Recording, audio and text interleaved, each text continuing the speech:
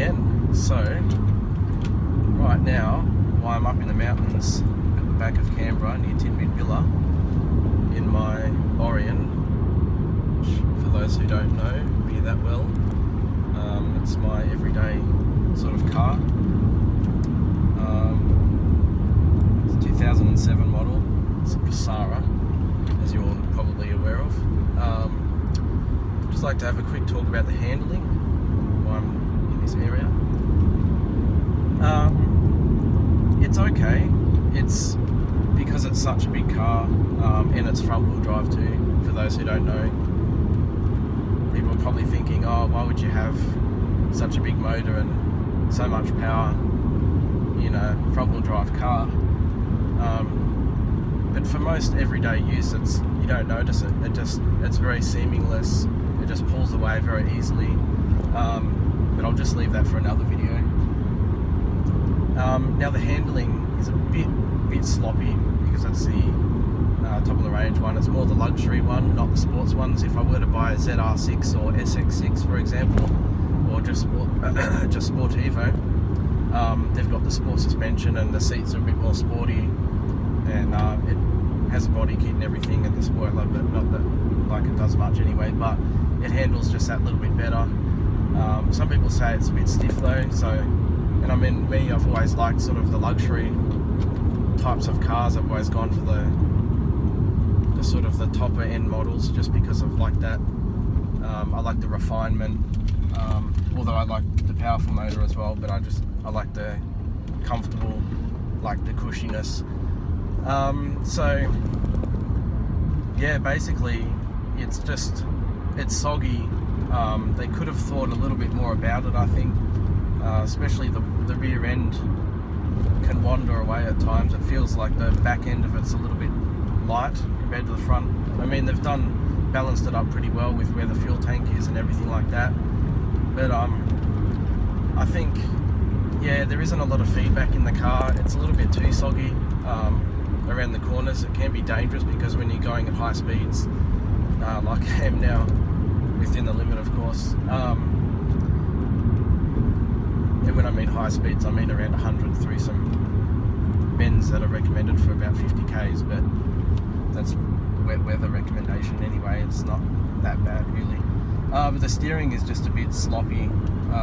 At low speeds, like probably 50 and under, you can get away with it because it's comfortable, but at high speeds it's a bit dull and doesn't really give a lot of feedback, and it just sort of wobbles around a little bit in a way.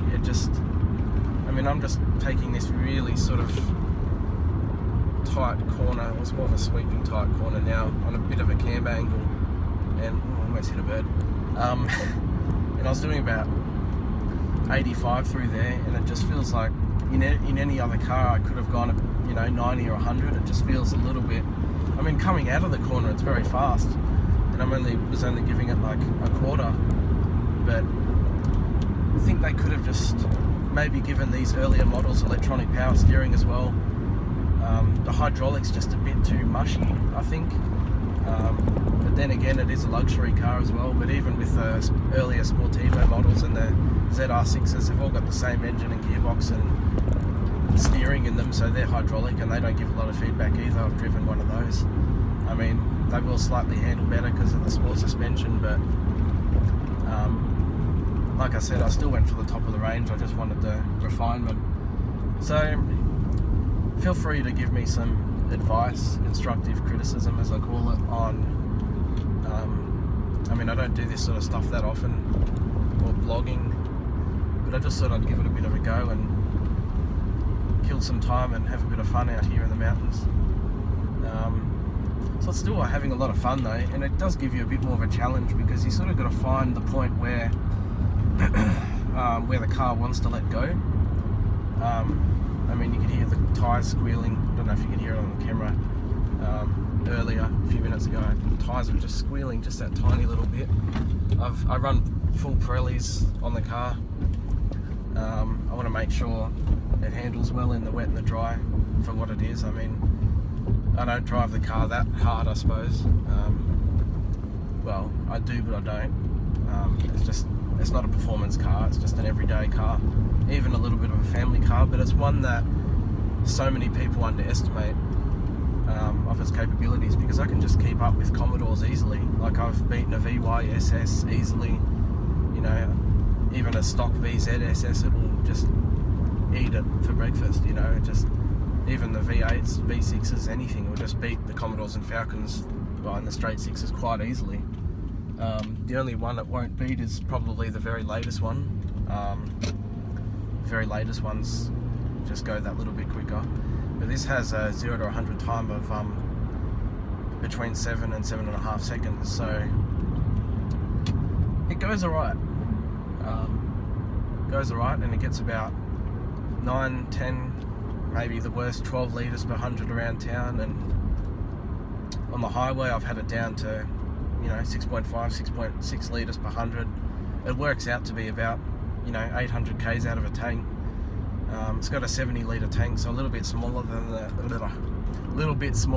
the Commodore and Falcons, but it's okay. Like, for an everyday car, and for what I paid for it a few years ago, and for the minimal work I've had to do to it, I've really just done general servicing and tyres and soon to be brakes.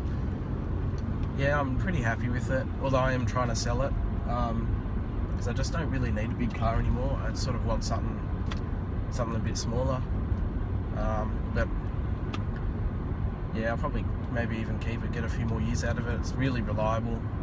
The only thing I've ever had wrong with it is a couple of flat batteries, because a light's been left on or there's been a dud battery, but apart from that, it's generally been pretty good. So just a little bit of talk about handling. Probably not that exciting, but it's a good car and it does the job. And I'm sure I'll think of something else to blog about soon.